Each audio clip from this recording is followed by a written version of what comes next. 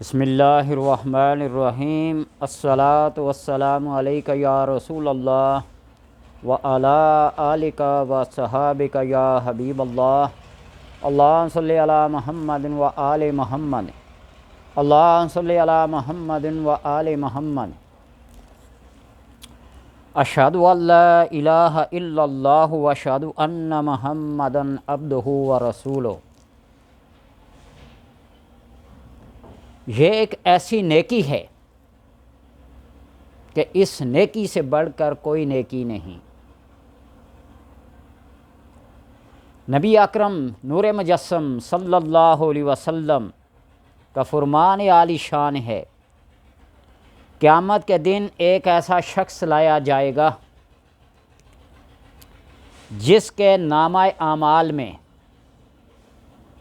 جس کے دفتر 99 گناہوں سے بھرے ہوئے ہوں گے اور ان کی لمبائی اور چوڑائی حد نظر تک پھیلی ہوئی ہوگی،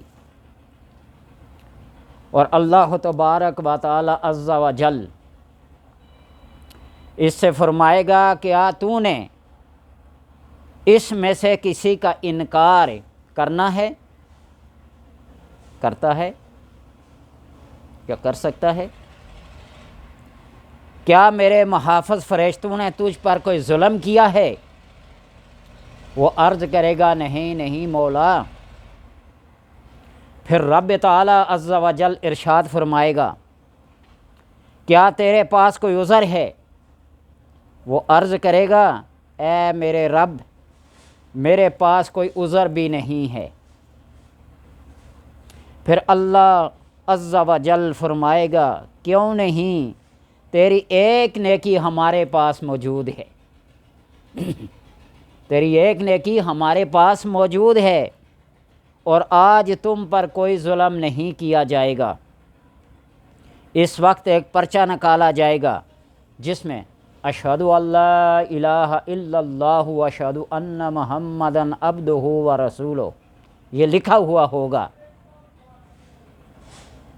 اور اس پرچہ کو میزان میں رکھا جائے گا تو وہ بندہ عرض کرے گا یا اللہ عز و جل 99 دفتر جو گناہوں سے پر ہیں ان کے مقابلے میں اس ایک پرچے کی کیا حیثیت ہے؟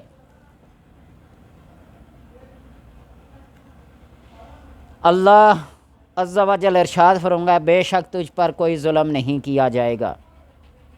پھر وہ پرچہ ایک پلڑے میں اور 99 دفتر وہ رجسٹر وہ نامہ اعمال گناہوں سے پورے وہ دوسرے پلڑے میں رکھے جائیں گے۔ تو یہ پرچہ ان 99 پلڑوں پر رکھے ہوئے گناہوں سے وزنی ہوگا، اور اس نام مبارک کے برابر کوئی چیز نہیں، یہ سب سے بھاری ہوگا۔ اللہ وزل فرمائے گا تیری ایک نیکی میرے پاس ہے۔ اس کا مطلب یہ ہے کہ بندہ زبان سے وہ الفاظ جو ادا کرتا ہے وہ محافظ فرشتے لکھ لیتے ہیں کرامن کاتبین، لیکن ایک ایسی خفیہ نیکی جو اس کے دل پہ گزری ہے، جو اس نے زبان سے ادا نہیں کی، صرف اس کے دل میں ایک خیال، ایک تصور، ایک تخیل گزرا ہے، اس نے ابھی زبان سے نکالی بھی نہیں، تو وہ نیکی بھی اللہ تبارک و تعالی کہ ہم محفوظ رہے گی۔ فَمَنْ يَعْمَلْ مِثْقَالَ ذَرَّةٍ خَيْرًا يَرَهُ وَمَنْ يَعْمَلْ مِثْقَالَ ذَرَّةٍ شَرًّا يَرَهُ۔ حضرت عمر رضی اللہ تعالی عنہ یہ فرماتے ہیں کہ اگر مجھے پتہ چل جائے کہ اللہ تبارک و تعالی نے میری ایک نیکی کو قبول کر لیا ہے تو اس کے بعد مجھے کوئی نیک عمل کرنے کی، کوئی عمل کرنے کی ضرورت ہی نہیں، اس لیے کہ اللہ تبارک و تعالی جل شانہ کا یہ ارشاد ہے ان اللہ لا یضیع اجر المحسنین، اللہ اجر ضائع نہیں کرتا احسان کرنے والوں کا۔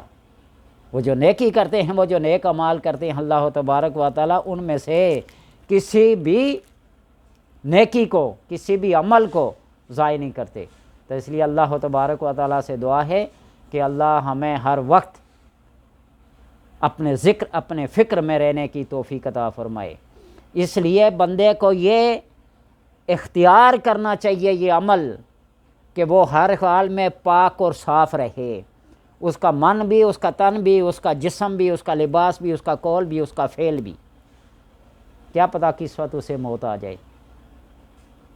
اس کا ظاہر و باطن بالکل پاک اور صاف ہو، ہر طرح کی نجاست سے بھی، غلاظت سے بھی، بغض و حسد سے بھی، کینہ، تہمت، الزامات، ہر قسم کی برائی سے اس کا ظاہر اور باطن پاک ہونا چاہیے، اور حسن، غلاظت خفیفہ اور غلیظہ سے اسے پاک تو ہونا ہی چاہیے۔